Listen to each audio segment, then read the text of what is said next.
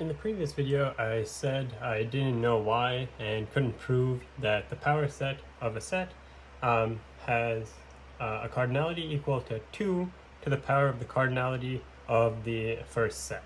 But it turns out that I actually have seen this proof before and just forgot about it, and so I'll just present it quickly to all of you. So one quick note before we start is I'm only going to consider the cardinality of A. I'm not going to consider I'm not going to consider what the actual elements of A are. And the reason for that is that if two sets have the same cardinality, then their power sets will also have the same cardinality. In other words, it doesn't matter what the actual elements of the set are. The number of subsets you can make out of them is going to be the same, no matter what the elements are. For example, whether the power set of 1, 2 is going to be the same. The cardinality of that is going to equal the cardinality of the power set of, for example, 3, 4. And you can check this for yourself. I will just start from this assumption and not worry myself with considering the actual elements of A. And so the way we can show this is a proof by induction. If you're not too familiar with a proof by induction, I think I should present it in a way that's still clear. Essentially, the idea is to show that this is true in some base case. So just show that this is true for some small value of the cardinality of A. We can start with cardinality of A is 0, and we'll show that this is true. Then we make an inductive hypothesis.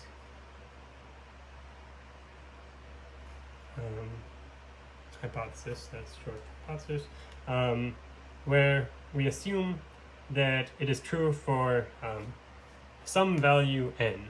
So, and this could be any number.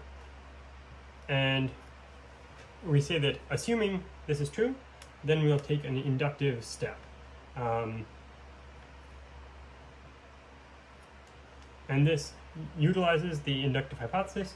And assuming this is true, this means we'll show that it has to be true also for n plus 1. And how exactly does this work? Basically, you're actually showing that it's true for 0, and you're showing that if it's true for any number, it's also true for the next number. That's what's happening here. So by showing that it's true for 0 and that it's true for the next number, then this indicates that it's also true for 1, which then indicates that it's true for 2, which then indicates that it's true for 3, and so on forever. And so then it's true for any value of cardinality. And so that's the general principle. So let's actually carry this out.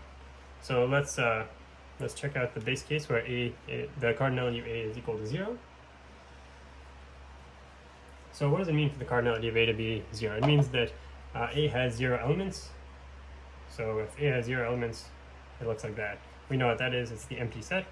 So then we can think about what is the power set of the empty set. Power set of A is the power set of the empty set. And there's only one way to have a subset of this, and that's just the empty set itself. So in this case, the cardinality, so the power set of the empty set is not just it's not the empty set, it's a set which contains the empty set. So the empty set is an element in the power set. I hope that's clear. So again, there's one subset of the empty set, which is the empty set itself. So therefore, the power set of A has a cardinality equal to 1. And so in this case, it's true that 2 to the cardinality of A is 2 to the 0 power, which equals 1, which was the cardinality of the power set of A. And so this means we've satisfied the base case. We've shown that it is true for the cardinality of A equal to 0.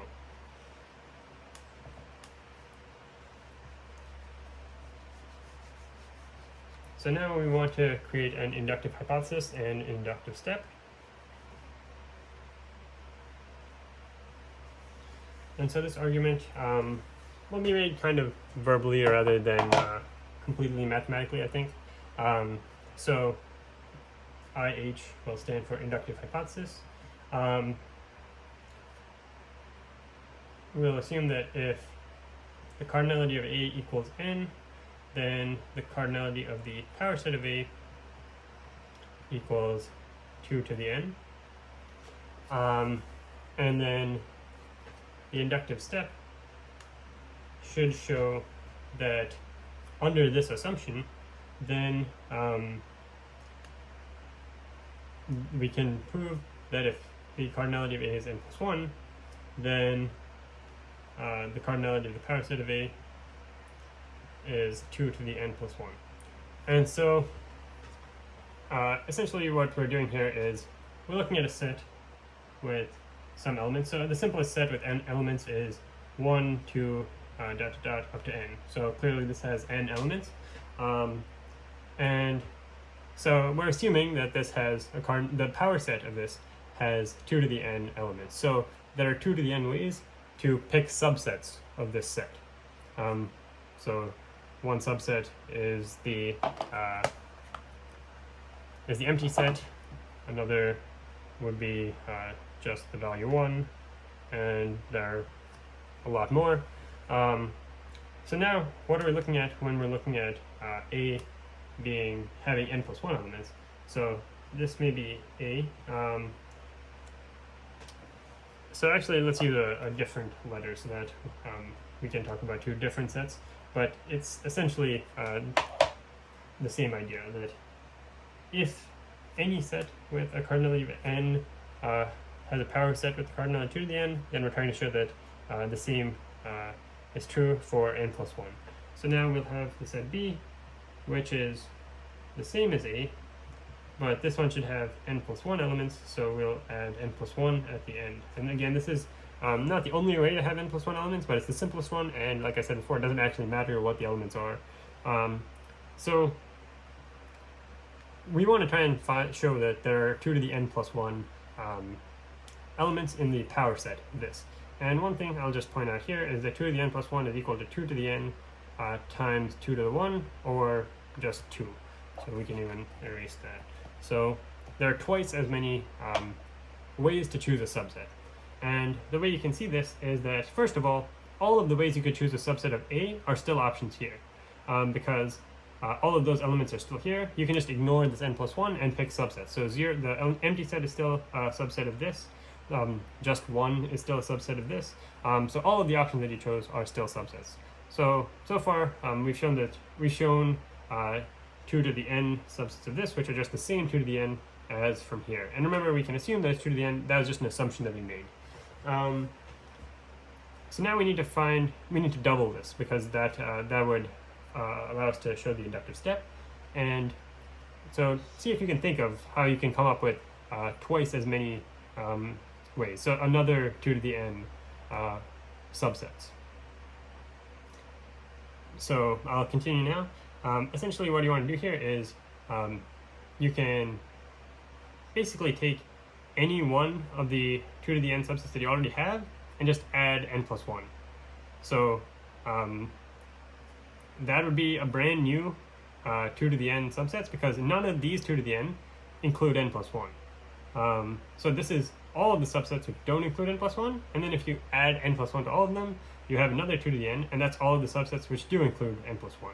And so between all of the subsets which don't include n plus 1 and all of the subsets which do include n plus 1, clearly you just have all of the subsets.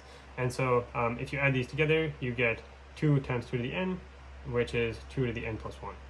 And so that says that the cardinality of the power set of B is 2 to the n plus 1.